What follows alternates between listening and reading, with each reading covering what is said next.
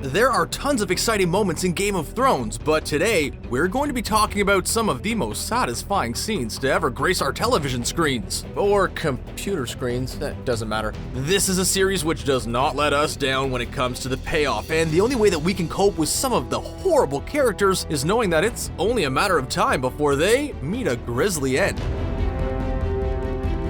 Remember back when we thought nothing could be better than seeing Tyrion slap Joffrey across his smug little face? Oh, what sweet summer children we all were back then. Joffrey has always been unlikable to say the least, but as time went on, he went from being irritating to making our blood boil.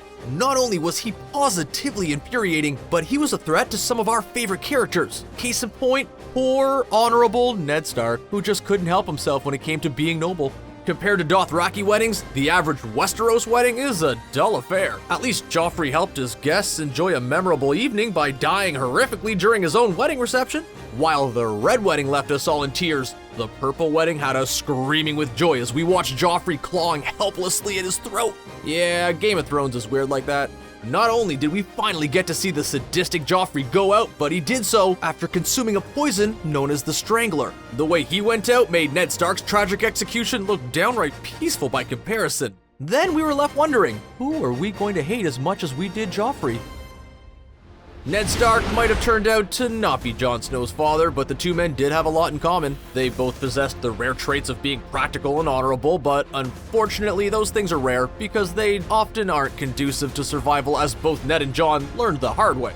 When Jon Snow proposed using resources to rescue the free folk, the rest of the Night's Watch wasn't happy about it. But Jon wasn't acting out of the kindness of his heart or even his fondness for one wildling in particular. If those people were to die beyond the wall, they'd become soldiers in the Night King's growing army, and that had to be prevented at all costs. This was a pretty unpopular decision, so much so that Jon's brothers decided to end his life. Even young Ollie, who Jon took in, showed great kindness to, and took on as his personal steward, participated. Unfortunately for these traitors, however, Jon Snow didn't stay dead for good. It looks like even he had something in common with Loki. Getting to see the deaths of those who contributed to defeating one of our favorite characters was immensely satisfying. Jon may have felt guilt over hanging Ollie, but it's safe to say the rest of us considered it a victory. There's no doubt Ramsay Bolton was an evil character who had to be taken down, but darn was he entertaining to watch. Maybe it's because of Ewan Rayon's masterful portrayal of the character or Ramsay's unpredictable nature, but he didn't inspire quite the same amount of hate as Joffrey. Still, there's no denying that he was an absolute monster, especially to Sansa Stark. Life in Westeros isn't easy, but it seems like everything possible has gone wrong for poor Sansa over the course of the series. She went out of the frying pan and then into the fire by escaping her marriage to Tyrion Lannister and then ending up with Ramsay Bolton. Saying Ramsay didn't treat his wife with kindness and compassion was an understatement. Watching Ramsay be defeated during the Battle of the Bastards was great, but the way we finally said goodbye to him was epic. Sansa went from being a meek girl to standing by while her abusive husband was devoured by his own hungry hounds. She even made sure to throw in some parting shots about how Ramsay will be forgotten by history. This was definitely a satisfying scene for both the audience and Sansa Stark.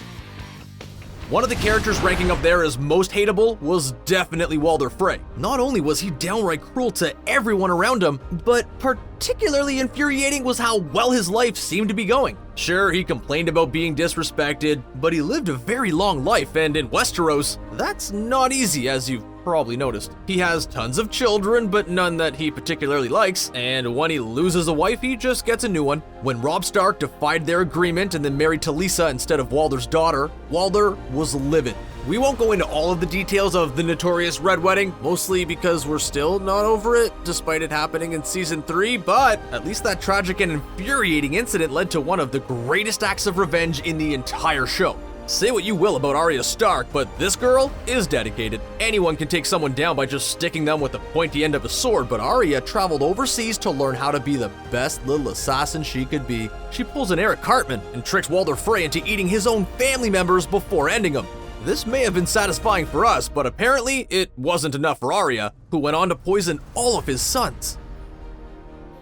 It turns out we're not the only ones who are immensely proud of Arya for going above and beyond the call of duty. Hey, listen, most parents don't dream of their little girl growing up to be an assassin, but if you're going to do something, at least do it well. Over the course of the show, Arya became acquainted with some other talented warriors, namely Sandor Clegane and Brienne of Tarth. These two characters are notoriously prickly and don't exactly have the easiest time making friends, which was why this scene between them was both satisfying and weirdly heartwarming. Most people would not be happy running into someone who once nearly ended them, let alone try to make small talk, but the Hound isn't most people. He and Brienne talked about the good old days while walking to the Dragon Pit and discussed things like Arya's violent and gruesome future. Hey, this is Game of Thrones. We gotta take our heartwarming moments when we can, even if they're weird and based around death. Arya Stark may have graduated with a degree in assassination, but what she went through was nothing compared to the training of the Unsullied. These soldiers grew up as slaves, were mutilated by their masters, and immersed in a training regimen so brutal that only about 1 in 4 of them survived. Needless to say, their lives haven't been happy ones, but things got a lot better when they met Daenerys Targaryen. Daenerys traveled to Astapor in search of soldiers, and strikes up a deal with Krasnys Mona Claus.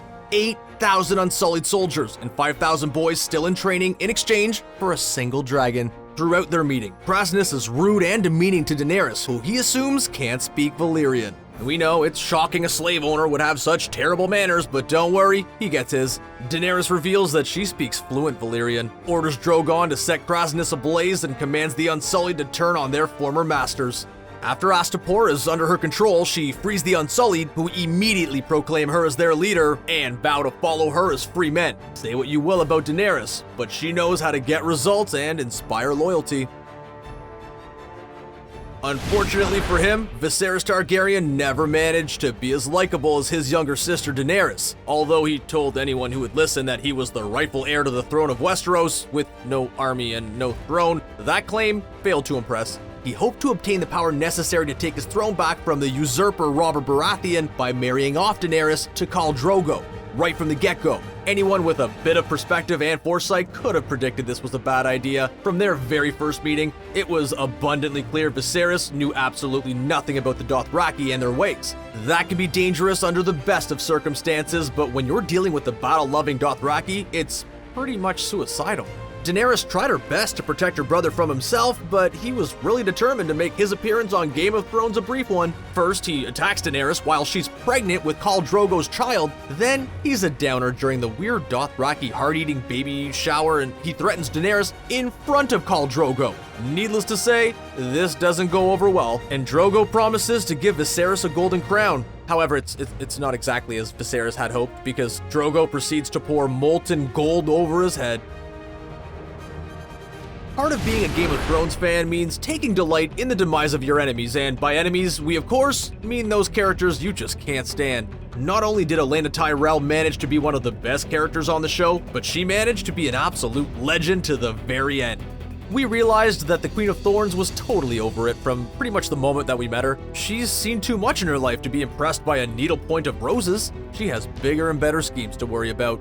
Ultimately, she ended up losing her family and was confronted by Jaime Lannister, who was operating under orders from Cersei. She commanded that he make Olenna's death a public spectacle and suggested whipping her through the streets, beheading her, laying her outside the city walls, or some combination of those things. Instead, Jaime offered Olenna a clean and private death via poison, which Olenna takes without hesitation. After her end is assured, she cheerfully informs Jaime that she was the one who masterminded his son Joffrey's death. She also asks Jaime to pass that message on to Cersei as a last parting gift from the once mighty House Tyrell.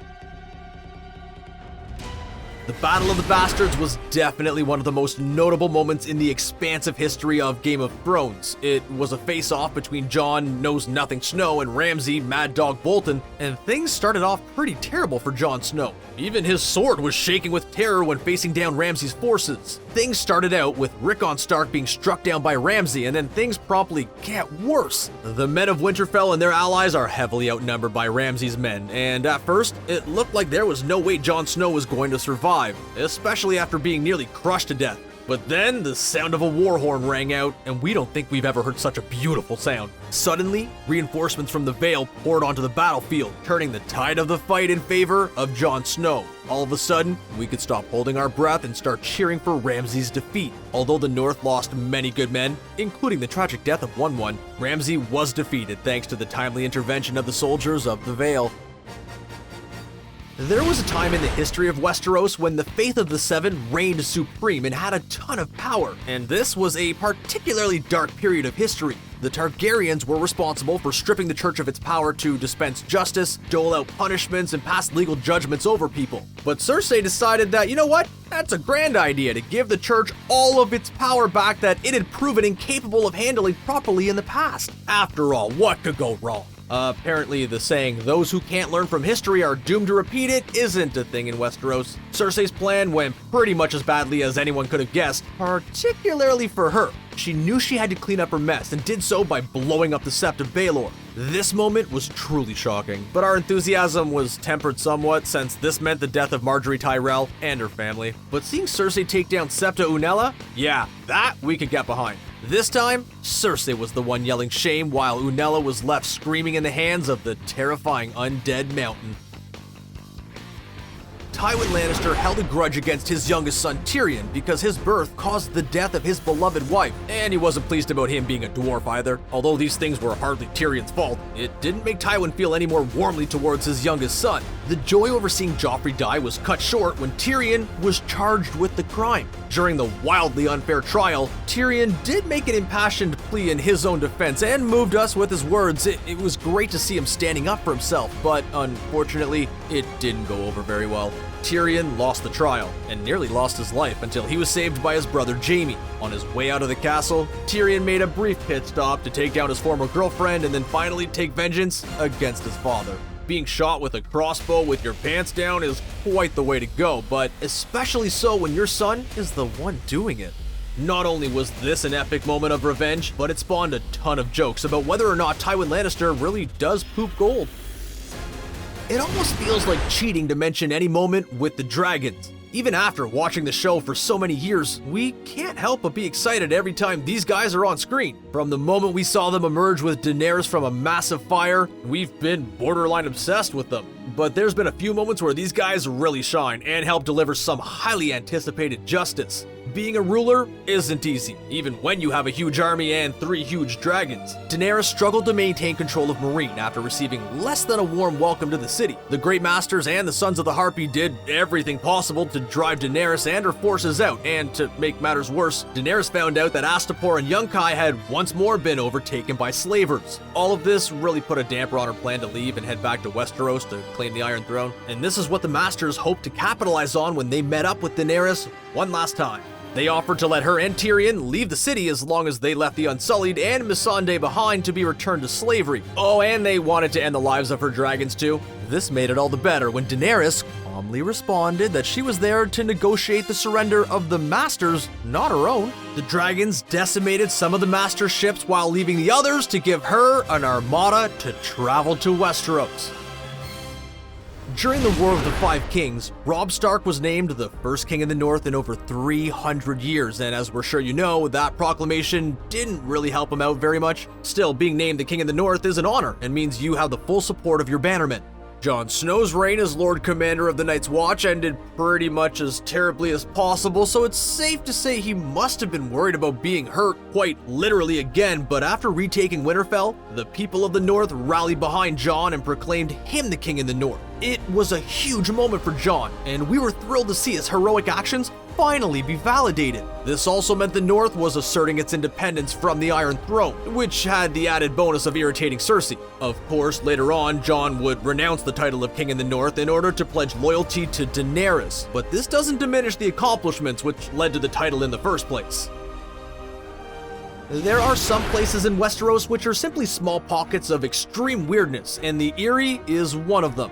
It's not quite Craster's Keep weird, but there was definitely some strangeness going on there. Now, in addition to taking attachment parenting to the next level, Lysa Arryn was also responsible for the death of Jon Arryn, her husband and the Hand of the King. She convinced her sister, Catelyn Stark, that the Lannisters were responsible for Jon's death, which prompted Ned Stark to become the new Hand and then journey to King's Landing, and we all know how well that worked out for him. Thanks, Lysa. She also tries to have Tyrion taken out and refuses to back up the Starks, claiming the forces of the Vale must remain to take care of her precious Robin Arryn. Eventually, Lysa's dream comes true, and she's wed to Peter Baelish. When she sees her husband putting the moves on her young niece, her instinct is to angrily confront Sansa and then try to end her, which is a totally rational and reasonable thing to do, of course. Peter shows up to save Sansa and pushes Lysa through the moon door, but not before confirming her worst fear, that he had always loved her sister Catelyn and not her. Poor Jon Snow. He's like that one guy in a disaster movie who knows exactly what's going on, but nobody ever listens to him until it's too late. While pretty much everyone is quarreling over the throne of Westeros and engaging in petty squabbles, Jon is pretty focused on the whole end of the world thing. He knows the White Walkers are real, and he's seen just how terrifying they can be up close. Sending the Hand of a White Walker to King's Landing failed to impress anyone, and the Whites only continued to grow in power and number after that. When Jon and his team managed to capture a, well, not quite living but moving white, it was a huge victory. Seeing the shocked and horrified faces of everyone when he presented it was immensely satisfying. It was definitive proof that Jon isn't crazy and that Westeros is in serious peril. Of course, it wasn't enough to impress Cersei, but it did help Jaime realize that the situation is more serious than he could have imagined. Although Cersei may refuse to see reason, it's becoming increasingly clear that winter is coming, even to the sunny south of Westeros. We've given you 15 great Game of Thrones moments, but we know there are tons more out there. What's the most satisfying moment in the history of the show, in your opinion? Tell us in the comments section, and then click on the subscribe button for more great videos from CBR. Bye for now.